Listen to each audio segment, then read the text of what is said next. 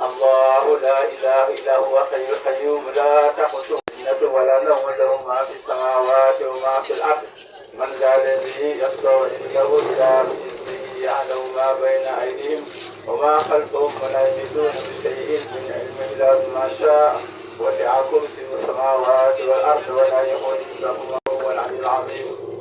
بسم الله الرحمن الرحيم قل أعوذ برب الفلق من شر ما خلق ومن شر غاسق إذا وقب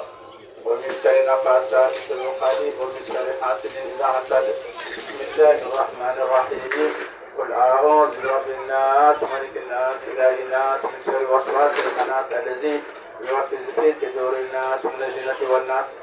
سبحان الذي بيده ملكوت كل شيء إليه ترجعون